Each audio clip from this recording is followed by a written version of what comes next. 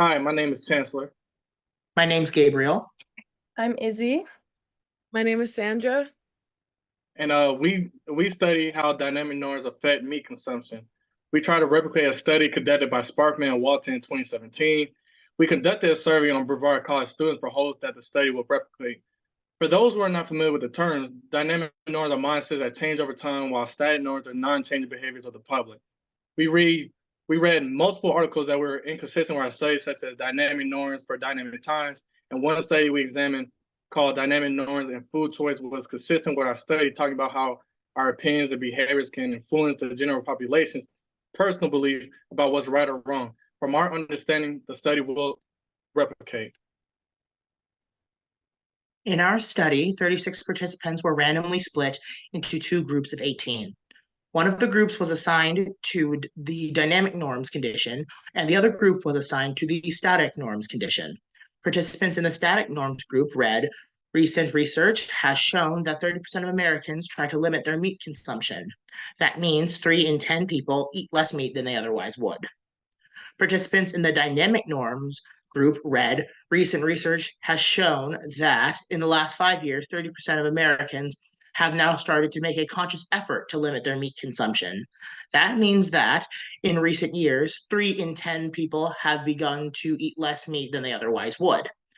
After that, participants answered the following questions.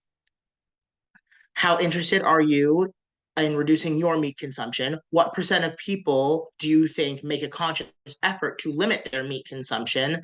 What best describes your political ideology? And what is your gender? Since an independent t-test compares the means of two independent groups to see if there is a significant difference between them, that is the test that we have chosen for our replication. There was no significant difference in interest in eating less meat between the two groups. Visually on our graph, it is shown clearly that there is no significant difference.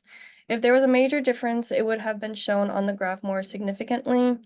And overall, we did not replicate the same results from the original study.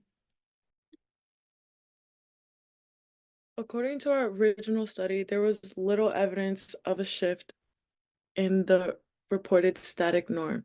There were no difference between conditions and participants' opinion of the percentage of people who limit their meat consumption. Our statistical analysis revealed that participants were not interested in changing their eating habits to eat less meat. This suggests that when individuals are informed about changes in societal norms regarding meat consumption over time, they are not likely to consider reducing their meat intake. In conclusion, we looked at how static and dynamic norms affected meat consumption on Brevard College campus when given a dynamic norm rather than a static norm. Participants showed no interest in eating less meat. Overall, even though our replication did not replicate, it was compelling to experience conducting our own research.